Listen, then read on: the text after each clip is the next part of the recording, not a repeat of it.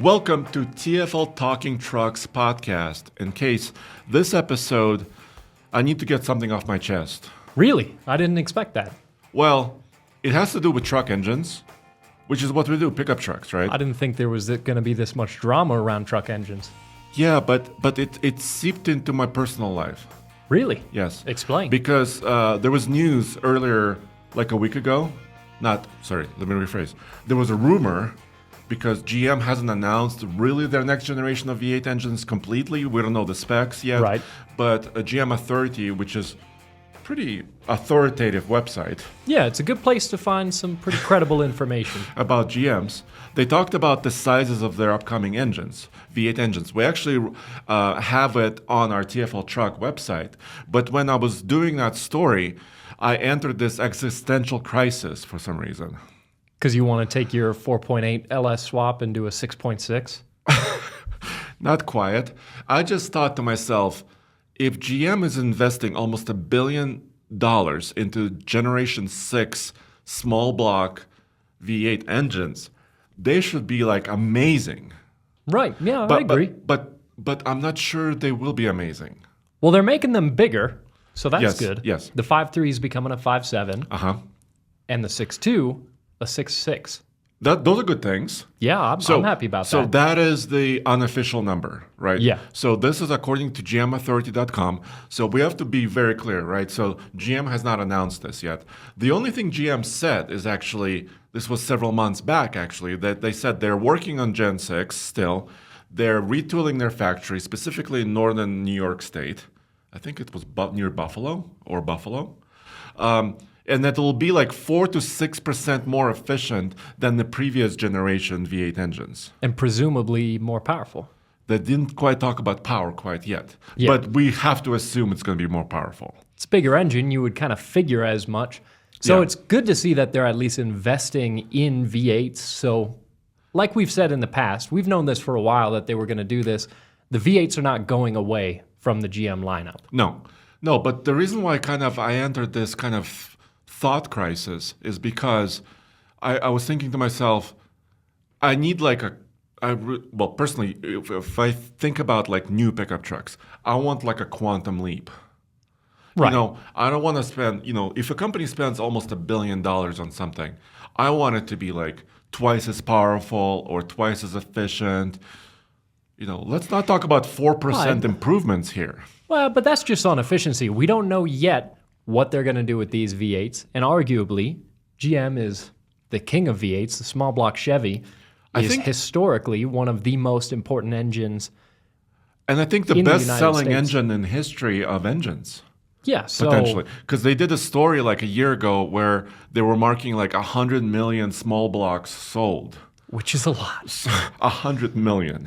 Yeah. So that kind of brings us to the topic of today's podcast. We're talking about the best engine for a truck. And we're going to talk about a lot of different sizes of trucks. Yes. I do want to just say, right from the get-go, historically, you could definitely make an argument that in all of history, the small block Chevy is the most important engine for a truck. Exactly. Right? So that's why I think this episode of our podcast is really about the best engine. Not maybe specific. We'll talk about all the engines. Yeah. Also, maybe not every single engine ever. How much time do we got have? an hour. Also, Don, one of our viewers, by the way, we're live on patreon.com/TFLcar. So thank you very much for your support. Thank you for joining our live shows for this podcast. This is how you can get our podcast before anybody else gets our podcast. And Don actually comments here, and he says, I hope you will talk about the gas particulate filter. This is the story that kind of was up front, also front and center this week.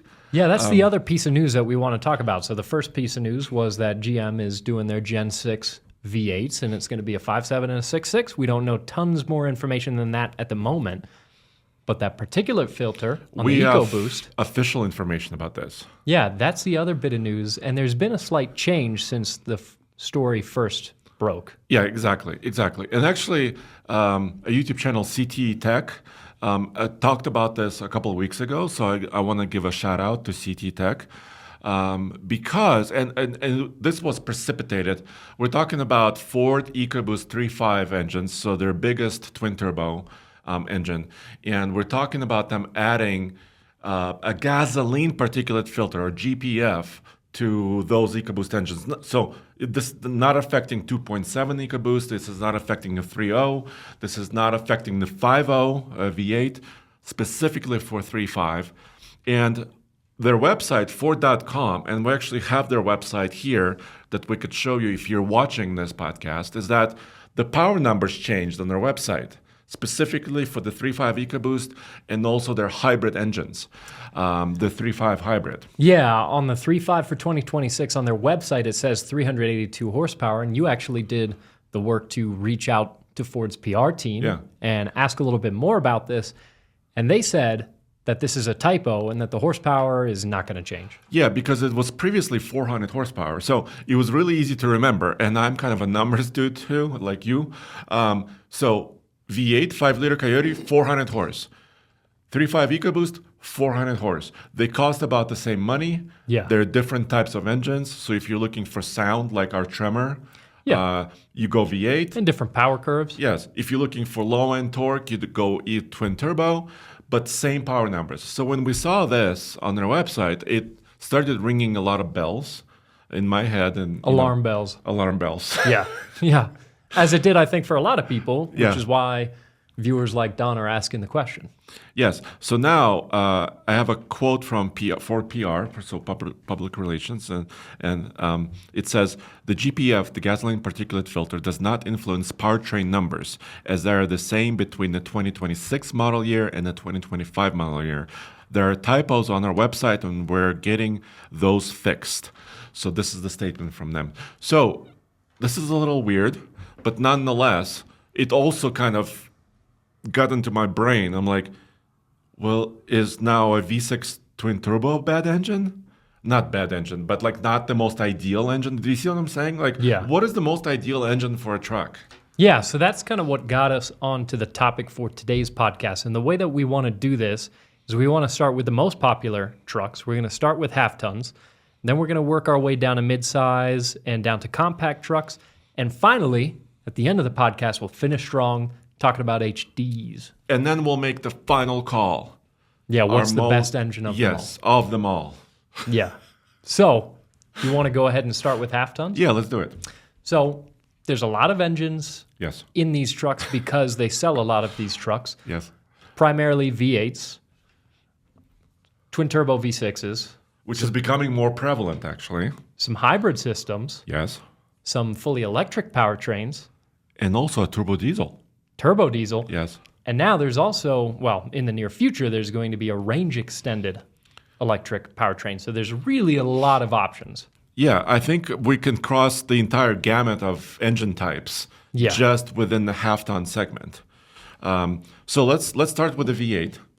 Yeah, Pretty, the V8 pretty simple, right? historically has been the go-to engine for half-ton trucks of that size, and GM has kind of ruled that space for a really long time historically. That being said, 5-liter Coyote V8 is arguably the king at the moment, especially if you want to build a high horsepower street truck. People are throwing superchargers, throwing turbos at Coyotes and making insane power figures. Exactly. So there's a lot of potential with that engine. Yeah, and we actually own one of these.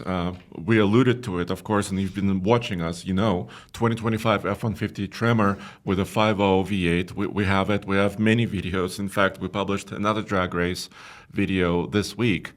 And like you said, it's a great engine for truck. It's great engine for enthusiasts because it's a high revving engine. Like specifically, like for example, Roman is drag racing it in this video. The red line is just above 6,000. Yeah. So it's a rev happy engine. Oh, and it loves to rev. Yes. And it finds its power up there. And again, the aftermarket potential for a Coyote is pretty limitless. So V8s are still fantastic. The Ram V8s. Brought the Hemi back. Yeah. The Hemi's back. Which is nice. Yes. They are comparatively dated. Yes, and not as rev happy as Yeah. the Ford engine.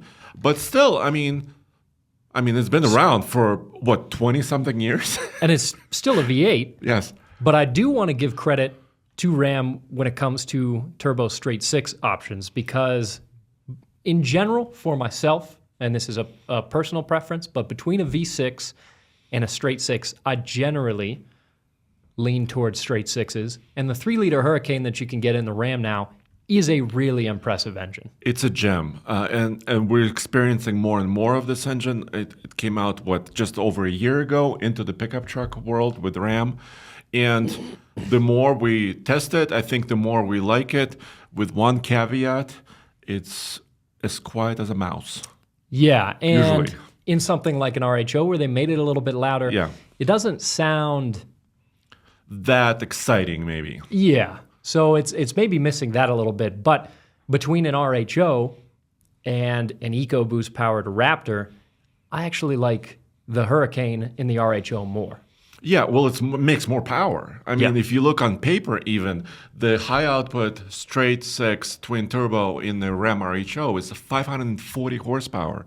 And also, so that's more than 450 in the high output Ford, and way more than the GM V8. So we talked about GM V8 engines, selling hundreds of millions of engines, but once they do a version of it, they stick to it. The current 6.2 and 5.3s have been around also quite a long time. But what the Hurricane doesn't have is a hybrid option like a Power Boost. Exactly. And the Power Boost offers you a few extra goodies that are really useful, in particular, the power takeoff that you can use to power as much as a welder, which we've actually done. We've done a demo of that, and we used your F-150 Power hybrid, Boost yes. to weld. And that's a really cool feature and capability to have, plus the fact that with a Power Boost, with that hybrid system, you have a massive torque figure. Exactly, and it's a very quick vehicle as well.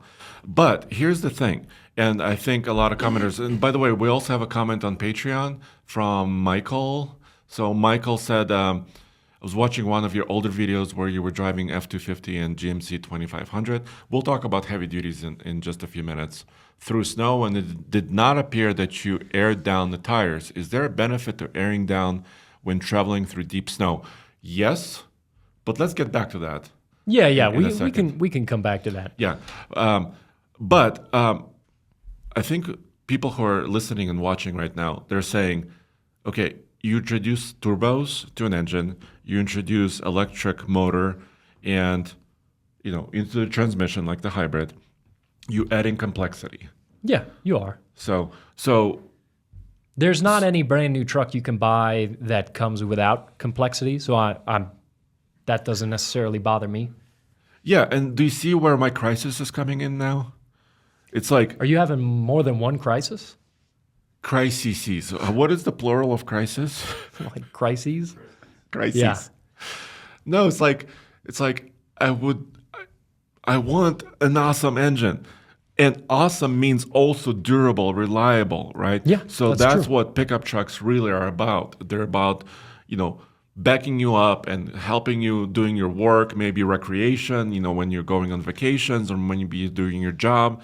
It has to be reliable and durable. Yeah, and when it comes to reliable and durable, it's hard to beat the 5.7 iForce V8 that you have in your older Tundra. Yes. Now, we are primarily for this podcast focusing on engines you could go out and buy brand new right now. Yeah, right now, yeah. Because if we brought in all of truck history into this, We would be here for maybe all day, 8 hours. it would be a much longer podcast.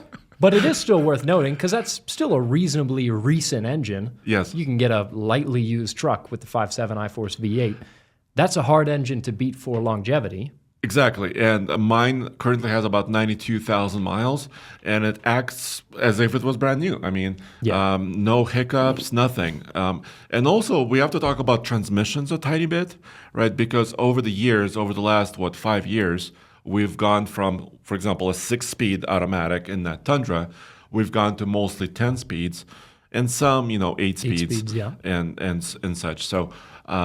So we are also, manufacturers also changing their transmission lineup as well. Yeah, which is great, especially when you're pulling a trailer. And if you live up in the mountains where we do, more gears in the transmission, more ratios to choose from is better. But in general, hybrid systems in trucks, very impressive. Yeah, and partially, I think a huge benefit that you mentioned, working with your truck, welding off of it, helping a friend, helping to charge your friend's electric car or truck, right? All those benefits are there with a hybrid like the Ford F-150. Yeah, and then as far as a range extender, it remains to be seen. The We Ram, don't know. Ram hasn't But come out yet. speaking of complexity, the range extended chassis that Ram showed recently, there's a lot of complexity there. Yeah. There's a large fuel tank. There's a large battery. There's 2 electric Yeah, motors. you've got basically 2 powertrains. 2 complete powertrains with Yeah. an exhaust system too. Yeah. 2 complete powertrains. For example, we saw the new Grand Wagoneer range extended as well, and that's coming on sale very, very soon. And here's the chassis. There's a lot of there's not an empty spot on this frame. There's a lot going on. I think if you're shopping for a brand new truck, it's not that likely, statistically speaking, it's not likely that you're going to hold on to this truck for 20 years and 450,000 miles. Yeah. So I think for the most part, for the people that are actually shopping for one of these, it's fine. It's kind of a non-issue because you'll probably hold on to the truck for 100, 150,000 miles in 5 to 10 years. But I get where you're coming from. It will be an interesting powertrain to test, though. Oh, yeah. And also it will have the power takeoff options. Yeah. You'll be able to use it to weld off of. I want to see actually somebody who owns a Grand Wagoneer for welding. Welding off the Wagoneer, yeah. Yeah, I want to see that. I don't know if that's going to happen a ton, but we could do it. Yeah, we could demo it. Why not? Anyways, so while we're talking about half tons case, I think let's kind of discuss, first of all, a little bit more about the gasoline particulate filter, and also let's pick our favorite powertrain. Yeah, because we still haven't talked about what I would argue are the peak engines in half-ton trucks. Ooh. 2 in particular. Continue. Okay. The TRX, which went away, but we know is coming back. It's coming back, yeah. And the Raptor R. Oh, I thought you were going to go 3-liter straight 6 Duramax. We haven't talked about that either, which I do want to talk about because that's one of my favorite engines in a half-ton truck. Because it's straight 6. Yeah, and it's a diesel. Yes. Tons of torque, Yes. great fuel economy. Yeah, let's go ahead and talk about it. 3-liter Duramax. Our producer, Cole, is hating us right now. Is he? Because we're jumping topics. He's and- not hating us any more than usual. And our listeners are hating us. Let's talk about the Duramax. Because you and I have tested it on the Denver 100 MPG loop. Yeah. We've been running it for years. And we towed the trailer, and it was super impressive. Yeah, it's a fantastic engine. It gives you a lot of the perks that you would get from stepping up to an HD with fuel economy, with torque, with towing, behavior, capability. Smoothness, everything. Yeah, so 3-liter Duramax, fantastic engine. There's a reason that that's around in the eco diesel. And GM really won that game. Yeah, they Ford stepped away from their half-ton diesels, so did Ram. Yeah. And, the Nissan Titan no longer exists, right? It's been discontinued. So GM really won the small diesel game. Yeah, absolutely. And it's a fantastic engine. We love that 3-liter Duramax. It's also impressively quiet, not very clattery. It's very smooth, it's comfortable. But the range that you get from it, the torque that you get, it's awesome. Yeah, It's a great engine. And it's an engine that gives you great driving range with a smaller fuel tank. Yeah. You don't need 36 gallons or 40 gallons of fuel. You only have, about 24? But that's plenty to go 500 miles or maybe more On a tank. on that one tank. Yeah, which is awesome. I think Nathan and I drove almost 600 miles one time in a Yukon with a 3-liter Duramax. Yeah. Great. But once again, I'm going to say the peak engine that we've tested so far in half-ton, for me, is a Raptor R. Explain, because I'm gonna argue with you. Are you? I like the Hellcat. Really? So you like the TRX motor more than the So partially, Raptor R? so the Raptor R engine is incredible because it's basically a race car engine in the truck. Yeah, and that's how it feels. Yes, and the way it revs, they have a digital gauge now for example, the Raptor R. The tach is digital, and I don't know if that digital image can keep up with the revs the Yeah. changing revolutions of that engine. It's incredible. Oh, it's such an impressive engine. But there's something missing. Like when we used to own an F-150 Raptor R, and this was after we owned the TRX.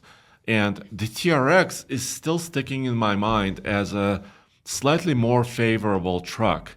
There's something, maybe this Raptor engine is too refined. In the Hellcat, you hear the blower a little bit more. It kind of whines and breathes. But the Raptor R was a bit quicker. It was, yeah. And to me, so when we had our TRX and shortly after had our Raptor R, the Raptor R was more expensive. But it felt like they took the TRX formula and just made it a bit better. They refined it. Yeah. And I agree with you, but it seems like when you are going for that top of the line truck, it needs to be more raw. You have to refine it less. Right. Does that make sense? You know what I'm saying? But it's like not, it has to be brutal. It has to punch you in the face. It's not like the Raptor R didn't sound good, though. Yeah, you're right. I mean, it sounded good, and it was quicker. But that blower is too quiet. Ford, make your blower louder. I don't know how. I think they both could benefit from making it a little bit louder. And then, recently, we were at SEMA, Yes. and we saw a 900 horsepower version of the Raptor R, Yes. which would be exciting. Yeah, I don't even. Could you imagine driving that? Yes, and I can imagine the smile on my face. Yeah. Yes. So if they come out with this kit, And they're planning. They said they are. They said they are next year. It is the plan. It's what, a 3-liter Whipple? Yeah, on a 5.2 V8. Yeah. 5.2 liter. So it should be possible in the near future to bring your Raptor R up to 900 horsepower through Ford, through your dealership, which is insane. Okay, but let's come down from the clouds. I mean, when you're spending $112,000, or I don't even know what this kit will cost. Yeah. But let's say 120,000 ish. My guess would be 130. Yeah, most of mere mortals probably will never buy a truck like this. Yeah, no. So even though those engines are amazing, and the thing about those engines, the Hellcat, the Predator engines, and the Ford, they offer effortless power. Like anytime you step on the throttle just a little bit, you could pass somebody easily. You could have some fun. It's amazing, effortless power, and that's a lot of fun. But it's not approachable for a lot of people. No, you could make an argument that none of the trucks on this list are that approachable because everything is getting pricey. But do you see my crisis now? Yeah, well, that is a crisis we're all dealing with. But to your point, if I'm going to be more practical, yes, for just a minute, not strictly practical, because I think the practical thing is to buy you used. could argue is buy an older truck. Yes, but if I want to be more practical, I would go for the 3-liter Duramax on this list. Okay, so that's where you're going. You're going straight 6. If you're telling me I can't have a 900 horsepower Raptor R, that's what I said. You can't. then I'm going to pick the Duramax. Yeah. Okay, that's interesting. I will pick for the half-ton. We're strictly talking about half-ton segment right now. Yeah, and then we'll move on. You know, I was going to say, like if you asked me a week ago before my crisis, I would have said 3.5 hybrid in the Ford. And we've driven the Tundra hybrid as well. In fact, really soon this month and also into early December, we're doing Truck of the Year testing for 2026 half-ton trucks. And we do have a Tundra hybrid. We do have an F-150 hybrid. But the Tundra hybrid is mostly focused on power and not as focused on efficiency or power takeoff features. I think the power boost is better. Yes. So a week ago, I would have said power boost. But today, I'm going to say Coyote. Interesting. Did you see that coming? No, I did not, because you're neither going for the most power and torque, nor the best fuel economy, nor the power takeoff. Is it purely for the love of the game? No. Wow. No, it's like because reliability kind of creeped in. Right. into my brain. All right. You know what I'm saying? Sure. And I'm not saying the 5-liter is the most reliable engine of all time, because you could argue the Toyota V8 is probably the most reliable V8 if you're judging by stories we heard about million miles on those engines, right? But I'm saying it's a little bit more. There's not as much going on there. I know they have fuel saving technology in that V8 now, so there is some cylinder shut off in that engine. And a lot of people talk about those technologies as taking away some reliability from the engine. But still, I think it's the most rev happy. We own one of these right now, and it's just a good all-around engine. It is a good engine. All you got to say to me is you're a big V8 guy, and I'll tip my hat to you. So it's not a big argument. No, it's not going to be a big argument. Okay. But I am a little surprised. Now Should we go midsize? Move to midsize. This is going to be simpler because there are I think so. Not quite as many different options on the table. It's primarily V6s. Straight V6. Straight V6s. I'm sorry. I'm saying straight as in no turbocharging. Yeah. There are the Ford, the 2.7 and the 3 liter in the Ranger Raptor turbo V6s. Mm-hmm. And then quite a few turbo 4s. Also a hybrid system in the Toyota. Yes. No plug-in hybrids. But also 4-cylinder turbo hybrid. Yes. Yeah. No plug-in hybrid because Jeep walked away from doing the Gladiator 4xe plug-in hybrid. So at the moment, that's an option that we and we don't know where have. where that decision really rooted itself. We just don't know. We don't not privy to that information, but we just don't know. Yeah. So here where we are, we don't have a plug-in hybrid option. But if you want a hybrid, you can go for the Toyota iForce Max. Once again, a little bit more power specific. Goal of that engine is a little bit more for power and not efficiency so much, and also no real. I mean, I know the TRD Pro and TRD Trailhunter Tacomas have that 2.4 kilowatt system now. But we're talking about you can't weld off of that easily. No, it's not as substantial. So it's not as substantial. Yeah. In that realm, in those options, for me, by far, my favorite engine option is that Ranger Raptor 3-liter twin turbo V6 that makes so much power, especially with the Ford Performance tune that we put on ours. It's also effortless. It's effortless to drive. 455 horsepower, 536 pound-feet of torque with the Ford Performance tune that we put on our mid-size truck. Ranger Raptor. Yes. It was so powerful. Yes. And then as well, even a step down from that, if you want a truck that's a little bit more practical, the 2.7 turbo you can get in the Ranger. Yeah. It's also a great engine option. I agree 100%. I don't think I'm going to argue with you either. So I used to own the GM, the new turbo Max engine in the GM, and good engine. It's a little bit strained. It doesn't feel as effortless. It's torquey, 430 pound-feet of torque. Yeah, very, very torquey. Very, very nice. But it doesn't have that well, now I like refinement. So you see my crisis? Well, yeah, but you're talking about a different type of truck. Yes, we're talking about small trucks, usually more fun. This is where fun is more important. Yeah, sometimes less than work, right? The Colorado and the Canyon, that engine is a little coarse. Yeah, it's not as happy to rev. It's just not as pleasing a lot of the time to drive. Even though I towed my boat with my Chevy Colorado Turbo Max, we went camping with it. We did a lot of different things with it. Toyota engine is also, it's a step up from the V6 and the 6-speed that they used to have. For sure. A big step up as far as overall torque delivery, and power, drivability, big step up there. Especially towing. You've got so much more low-end torque, even if you don't go for the hybrid. Yes, exactly. Just the standard Turbo 4 has way more torque. The 8-speed, that makes a big difference. So for us towing up here in the mountains, the Turbo 4s actually do really well.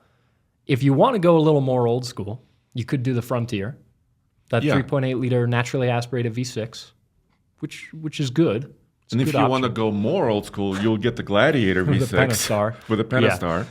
And also, if you're a little bit more old school, the V6 Honda Ridgeline, Sure. which is a great engine. I Yeah. mean, Honda is known for making some amazing V6 engines throughout their history. Yeah, of the naturally aspirated V6s, the Frontier would be my personal favorite. Why is that? Because it's a little bit heavier. I mean, more displacement, a little bit more torquey. Yeah, and it feels like the Frontier, what they turned that into was what a lot of people wanted the Tacoma to become. Because there's obviously people out there that complain about the Tacoma now having a 4-cylinder turbo, which I understand. Yes. It drives much better than the old Tacoma, objectively. So I don't actually mind what the Tacoma turned into, but if you want something a little more old school, I think the Frontier is a great option.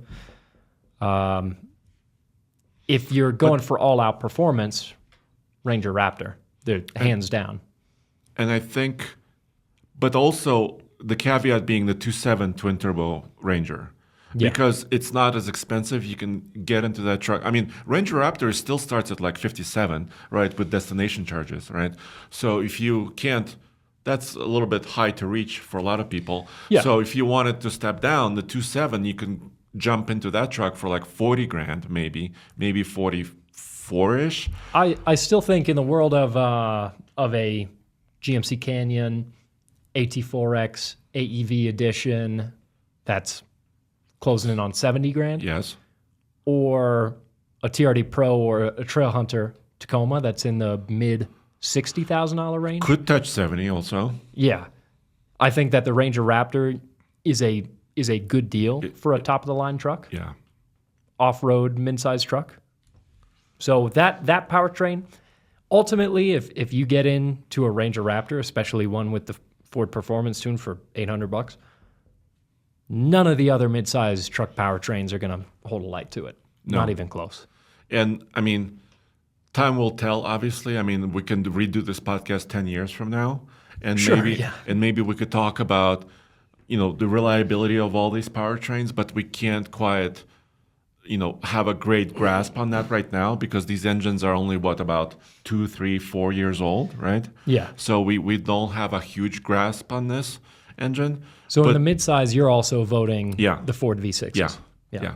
So I think even though they have twin turbos, these are fairly efficient if you don't push them. If you don't push them, they're pretty efficient. Yeah, they're fine.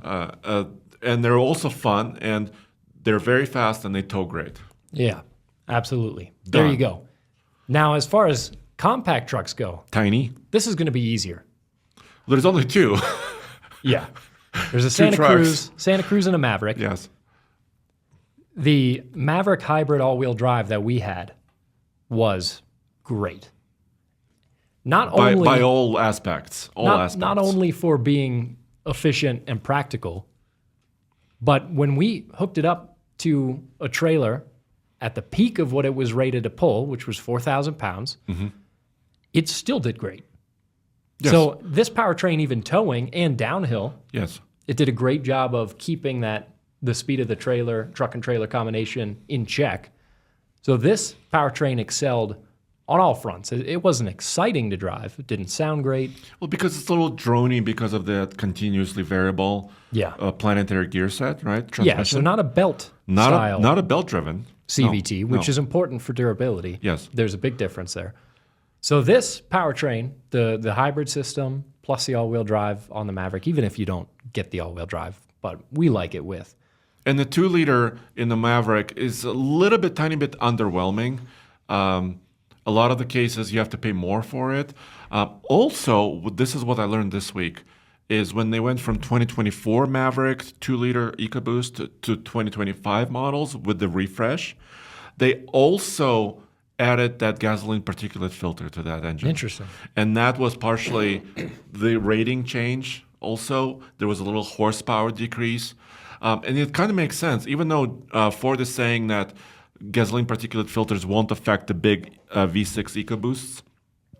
You're adding a little bit of back pressure, right? Because you're adding another filter to the exhaust system, hence adding back pressure, hence you could affect your power, Yeah. potentially. It would be interesting to see a dyno comparison between a 2025 and a 2026. Well, we could probably Yeah, I think we could make we that happen. could do it in the future. Yes. Absolutely. But just to wrap up a little bit, Maverick and the Santa Cruz. Santa Cruz, we also had a long-term Santa Cruz. Yeah, and especially the turbo version of the Santa Cruz is very quick. So Yeah, but the turbo version is DCT, dual clutch. Yeah. Which is there's drawbacks. it has drawbacks. I mean, dual clutch transmissions are amazing for sports cars, in my opinion. You know, when you're driving in a very sporty manner, quick shifting, in the canyon on the canyon road or something like that. And they can be good for fuel economy as well, which is why some more economic cars use them. But if you're on a not even a trail, but a rutted dirt road, see the dual clutches, they can get very hot. Pretty hot, yes. And also they could be jerky to get off, starting up. They could be a little jerky. So not ideal smooth powertrain. No, there's some drawbacks there. And then back to the Maverick, you mentioned the 2-liter. I think that the Lobo is a fun truck. Not necessarily because of the engine so much as the rear diff, the all-wheel drive system, the styling of it. So, well, there you are, kind of going autocrossing. Yeah, if you're watching this podcast, you can see a video of me hustling around a Maverick Lobo. I like the Maverick Lobo a lot, but I wouldn't say that the highlight of it is that 2-liter.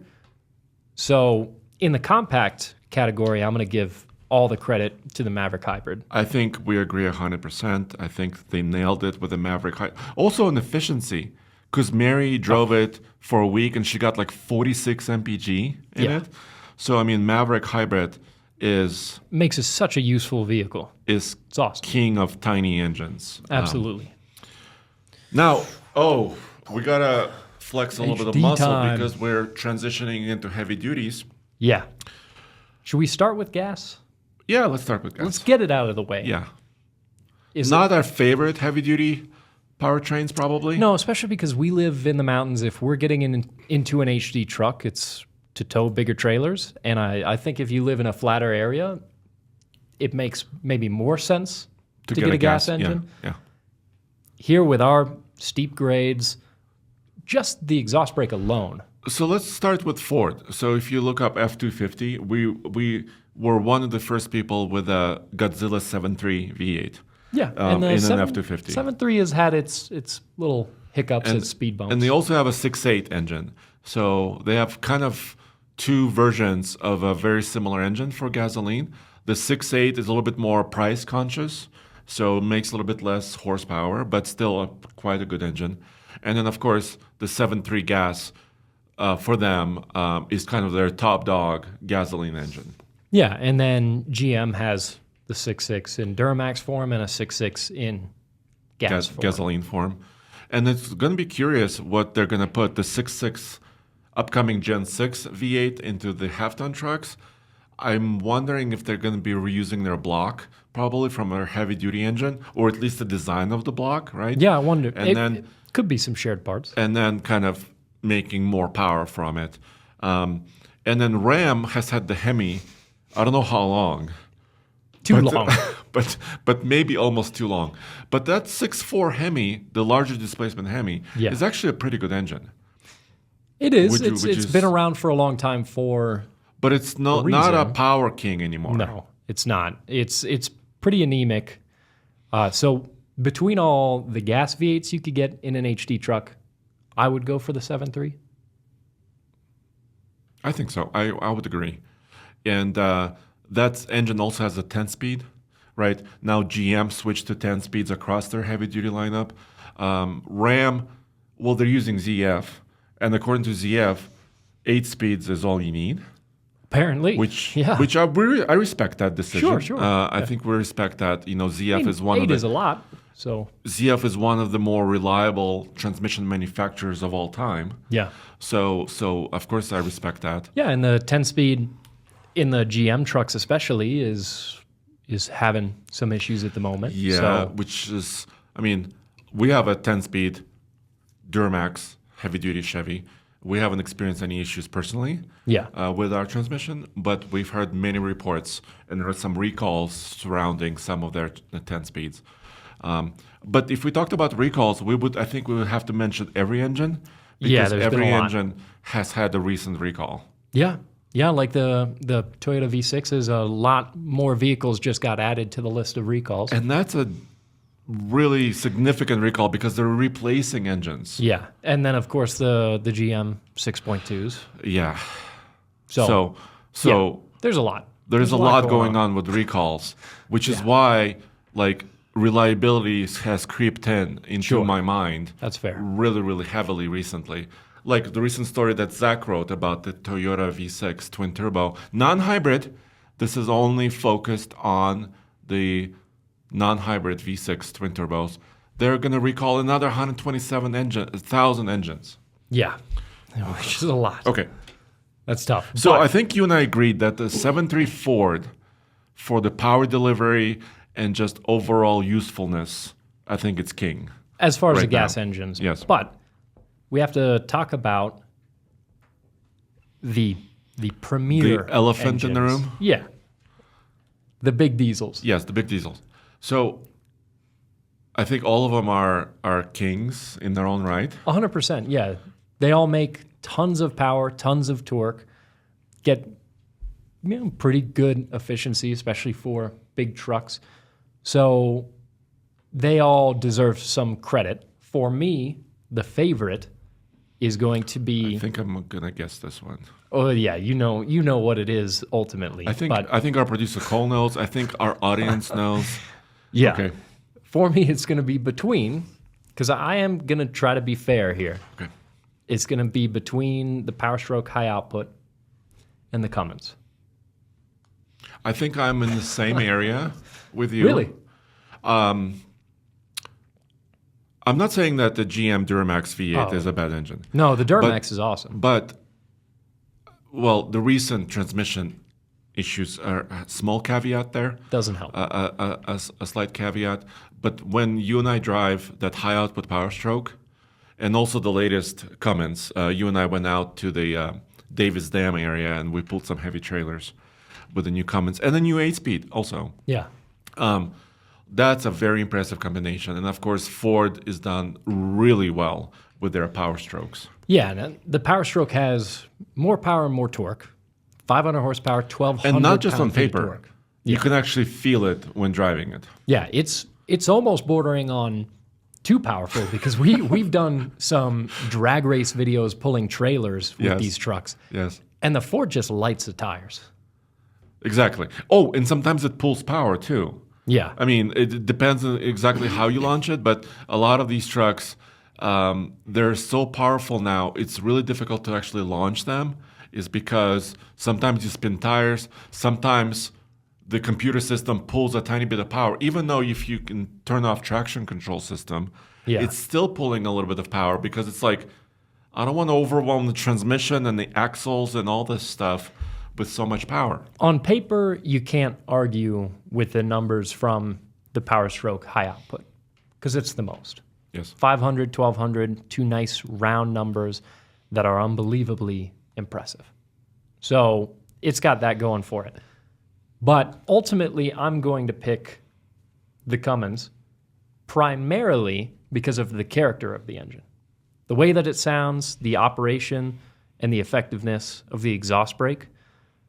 And it is a lazier engine. It doesn't want to rev as much as the Duramax and as the Power Stroke. So in a drag But- race, But I think that's okay. I do too. I mean, when you're because of what working your these trucks are. when you're working your truck every day, you're not worried about 0 to 60 times probably. Yeah. And I You're- just yeah. love the sound of a straight six diesel. Hey, look, I'm wearing the same shirt. Oh, nice. I love this shirt. I got a different one on, so I did okay. Yeah, you did good.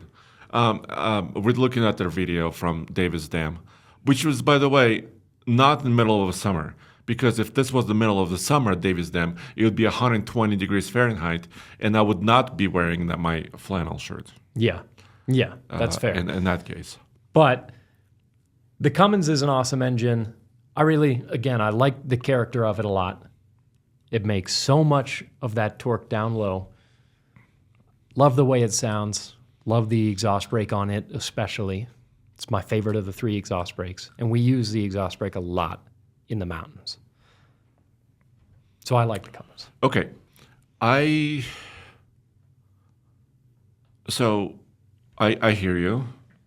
But if the Cummins, the new 2025, 2026 Cummins 8-speed combo was equally as efficient in our testing with the Power Stroke high output. I knew you were going to bring this up. I think we've talked about this before. Yeah, we have. I would choose Cummins, but the Power Stroke in our particular testing that we've done is a little bit more efficient. And fuel is money, and money is, business. So for that reason, it's hard for me to completely go all in on the Cummins. So I think Ford, if Cummins comes out with a solution for this, I don't know. We've heard rumors about slightly bigger displacement Cummins coming very soon. Which would be cool. 7.2, right? 7.2. Guys, if this is true, come on, just bring it. Just bring it, and then the Cummins will be a complete. Find a way to put a 7.2 Cummins my second gen. Oh yes, and if it makes it a little bit more cleaner burning and a little bit more efficient, I mean this would be key. But I think high output Power Stroke, has to be on this list. Yeah, for sure. If I were running a fleet company and all that mattered were the numbers of fuel economy in the margins and those power figures and everything, I might lean toward the Power Stroke. But ultimately, as expensive as HD trucks are now, if I'm going to be spending, not that I am, but if I were to be spending the better part of $100,000 on a truck, I not only want it to be good on paper, which all 3 of them are, but I want to enjoy it. If I'm buying a truck for myself, I want to like the way it sounds and like the way it feels if I'm going to spend that much money on it, which is why I would go for the Cummins, because I just like the sound and the character of the engine the most. And the exhaust brake, all those elements on all that those engine. Things. Yeah, so all those elements. That's why I would go for it. But I wouldn't necessarily try and push somebody else in the same direction if they don't care at all about those things. Then if it's all about the numbers, maybe, or if it's all about this and that. I'm just speaking for myself. Straight 6 diesel feels right. Okay, so we're getting closer to the end of our list. So we've called out the 3-liter Duramax, the 5-liter V8 Coyote. We called out Ford V6s. We're a little bit Ford heavy on this list. You more than I. Yes. Because I picked the 3-liter Duramax and the midsize trucks. I am Ford heavy. What is wrong with me? Oh, man. You got to wonder. But there's one more thing that I think we should mention. Yes. The very end of the podcast that we'll do very briefly. Yes. Because everybody will hate it. For electric trucks, I'm going to give it to the GM Sierra Silverado EV because they actually have a lot of range. They're very powerful. They can move a trailer, no doubt about that. And we've towed, 230, 240 miles on a charge, decent-sized trailer. With a big box trailer, yeah. With a Silverado EV. So that battery is so big that you actually get a reasonable amount of range with it. It's still not the best setup for pulling cross-country because you would have to stop and charge at some point, and there's no convenient way to do that with a trailer. But if you own a trailer and you were looking at a Silverado EV and you needed to tow 100 miles to a lake with your boat or something, it'd be fine for that. Yes. So if we, just wrapping up with the electric pickup trucks, have to bring up Rivian and Tesla, of course. Have to think about F-150 Lightning is almost on its way out because there was a fire at one of the suppliers that supplies aluminum and some parts to the F-150 Lightning production. And Ford paused production, and there's a lot of rumors flying around. What about the future of the F-150 Lightning? GM is going strong. They're doing more options of their Hummer EV trucks. They're doing their GMC electrics, their Chevy electrics. They're doing a lot with electricity. And if I thought about all those, I would go GM as well. Yeah, Even though Rivian is also a pretty nice vehicle. sure. We've experienced all of them. The GM trucks have the biggest battery, the most amount of range, and that's the biggest issue towing with an EV. So Yeah, and that's the thing that pickup trucks do. you got to is give towing. it So to the GM trucks. They're and also the heaviest, so they feel the most stable. yes. And I think if I was going to go for style, like you said, enjoying the truck that you're buying, I'm leaning a little GMC. I'm not a big fan of Chevy Silverado EV styling and kind Yeah. of some of the elements I that they agree. have there. So I would have to go Sierra EV. So I'm going to write down Sierra EV here. And also reliability, electric reliability is quite good. We don't have a grasp on all of that right now. Very few moving parts. It's yes. not hard to wrap your head around Yeah. why those are powertrains that can go a long time. EVs have been around long enough for us to see that the longevity is there, even though people are generally very concerned about battery degradation over time. The large statistics taken from all the EVs that have been put on the road for however many years and however many miles, degradation is actually not that bad. So, yeah, durability, longevity on the EVs is better than most people think it is. Exactly. And for example, we had a Tesla Model S from 2014. We just recently sold it. That car has most of its range it had when it was new. My wife still drives a 2014 BMW i3 electric car. That car also has most of its range from its new. So we've seen it firsthand, but we- you can find statistics out there that support it. Yeah, if you're looking about raw reliability, I mean, replacement costs are huge for a lot of these vehicles because a headlamp on a Ford truck is like $1,000, $2,000 anymore. Yeah. Right. So replacement and maintenance on all these vehicles is quite intense and quite heavy. But the likelihood of you being financially responsible for replacing the battery pack in an EV is actually pretty low. Very, very low. And Unless you have an air-cooled Decades. first-gen Leaf, in which case then it's very then, high. We feel for you. Yeah. So between all these engines, Andre, Yes. every powertrain that we've talked about and the ones for each category of truck that we've highlighted as being number one in that category, on this list, which engine are you going to pick outright? Wow. The engine that I'm going to pick doesn't exist. You're designing an engine? Yes. Really? I want, Tell me about it. here's what I want from General Motors. Okay. We started this podcast by saying Gen 6 is coming. Yeah. Okay. We know it's coming. They've retooled the factory. They've invested almost $1 billion. What I want to see within the next few months, because it's coming within the next few months, is a small V8, let's say 5.7. Okay, let's say that's true. A 5.7 350 Chevy with a little electric motor on the back of it to make it a quote-unquote hybrid, similar to what Ford has done with their EcoBoosts. But I would like to see it with a non-turbocharged engine and see how that combination works. And that will improve their efficiency, not by 4% or 6%. It could improve their efficiency by a significant margin and allow them to weld off their trucks and do a lot of cool things. I think it's an interesting idea. Okay. I am still interested to know, though, of all these engines we discussed that you can actually buy, Thank you. which ones are your favorite? Did you pick the Power Stroke as your HD diesel? Yeah, I was leaning to it. But you didn't want to say it because you picked a lot of Fords. Yeah. Yeah. Well, it's not. You could call me a Ford guy. Go ahead. You could call me that. You But- own a Toyota, so Yes, but I really like a lot of their powertrains. yeah, fair I mean, enough. I mean, you could. That's basically it. So if I look at all this stuff right now, I'm kind of going back to the V8. So I might say Coyote because I called that out initially. I told you I started this episode. Yeah. You heard me, That's- right?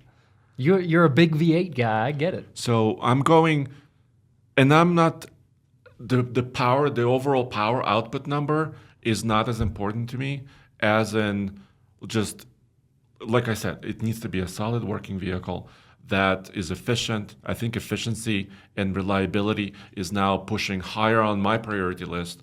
So, and our Coyote is actually not that bad on efficiency either. No, We no. recently tested it. Compared to the EcoBoost, even day to day driving around, It's almost the same. Yeah, it does really well. So I'm going to lean towards the Coyote right now.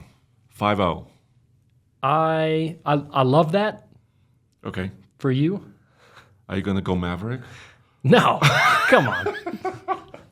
So my only thing with the Coyote is when we've used that F-150 to pull trailers cross country, it's working hard. It's screaming the whole time. So and it sounds good. So it's not the worst thing in the world, but there's nothing like hitching up a trailer to drive cross country with any one of the big diesels, and my favorite of those is the Cummins. So of all the engines you could get in a brand new pickup truck, Cummins all the way. all the way. You also own an older Cummins, so I do. I love it. It makes sense. So good. And you're right. I mean, when people ask me what is your favorite truck, period, it's a very hard question to answer because what I answer with is what job are you looking to do? Yeah. Right. So if you ask me to tow 20,000-pound trailer, I can't do it with a 5-liter V8. Right. It's impossible. That truck is not rated for that much. It will be. Even if you pulled it across your field at your ranch, it still wouldn't be a great experience. Yeah. Right? But you don't necessarily want to daily drive an HD. Exactly. So it always comes down to your task, the job you're trying to accomplish. And right now, just based on my needs, I have a 6,000-pound boat with a trailer.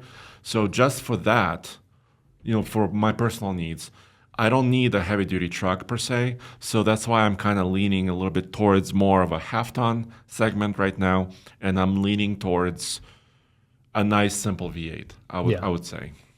Yeah, usually if I'm actually using my truck, because I'm using the bed, and having the 8-foot bed of an HD is nice. Yes. You could get an 8-foot bed in something else. Sure. But I also end up having to tow all of my crummy project cars around here and there.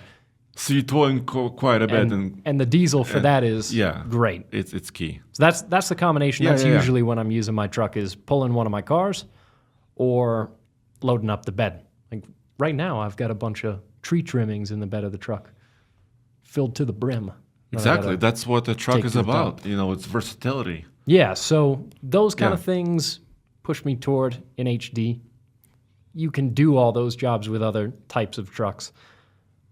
But when you get in an HD truck, the amount of capability that you've got, it's hard to beat. And I think in the future, if the charging infrastructure was better and will be better, I think if we did this podcast like 2 or 3 or 4 years from now, I think I could be leaning really electric. Interesting. A little bit more electric because, once again, simplicity, ease of use. But right now, if you ask me to go from here to Lake Powell with a trailer, even using the best Sierra EV imaginable, it's going to be a pain. It still would not be as easy as doing it with a V8 or a diesel or any combination of those. So that's kind of where it is right now, at least for me. We also have to address one other item because there was a comment about this, and we have the tires? Snow tires? No. Oh, the snow tires. Yeah, we said we'd mention that. Well, yeah. So whenever we go off-road on something very, very difficult, or if we go on snow, airing down sometimes helps because you get a bigger patch of tire, right? So that's down. But I was also talking about the shock that we all received personally from passing of our dear friend. Our mechanic, Toby, that has worked with us over the years. We want to do something special separately. So we didn't. That's why we won't, focusing on what's going on with that situation. So thank you, Don, for really, the outpouring of support has been really, really great because Toby's wife, Paige, really needs it. Yeah. Because their mechanic shop, German Auto in Boulder, was their basically. It was their livelihood. It was this, but it was also the skill of Toby that really drew people, into that business, and also the care that Paige provided for all the customers there. And the fact that Toby is no longer here after just a freak accident, basically. Yeah. He was hunting in the woods and ATV related. So an ATV related accident, it's just awful. Yeah, and there's, like you said, a page that you can donate to that we should be able to link in here, and it really makes a big difference. Yeah, so we want to do something separate for that. This is not about this, because we also want to make sure that we're respectful to Paige and her family and his family. So that's a kind of a different subject right now. Let's see, what does Chris say? Question for you guys: Why do the EVs focus on speed, torque instead of range?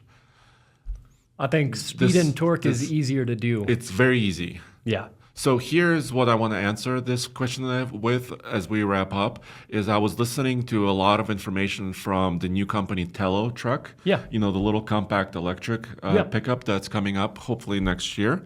It's a startup company, so it's always difficult to launch a new company. But what some of those engineers were saying is that you could think of the electric motor is almost like the transmission, because it's transferring the electricity stored in the battery, and it's just turning it into the motion, basically, of the vehicle. So it's very easy for that electric motor to make a lot of power. Yeah, range is more difficult because the battery energy technology. density Yes. of a battery is the single most difficult hurdle for bringing EVs into the future, Yes. making them better. So it's really easy to make them powerful and quick. It's not as easy to give them 500 miles of range. So if you're talking about a tiny vehicle like a Tello pickup truck, and they say it's capable of 500 horsepower, it's true. But when you're driving it from here to Costco, you might be using 20 horsepower, right? It's very efficient. It's a very easy way of transfer power. It's just that the battery technology is where it's at, right? Yeah. So again, questions like these, things that we can answer. If you're a member on Patreon, you can watch the podcast live, give us some questions, and we can address them in real time. Yes. And Chris says maybe a Gen 6 V8 from GM will be my dream engine next year. Maybe. Hey, let's do this again next year when we have those engines. I like this topic. There you go. Thanks for joining us once again. Check out alltfl.com, and we'll see you next time.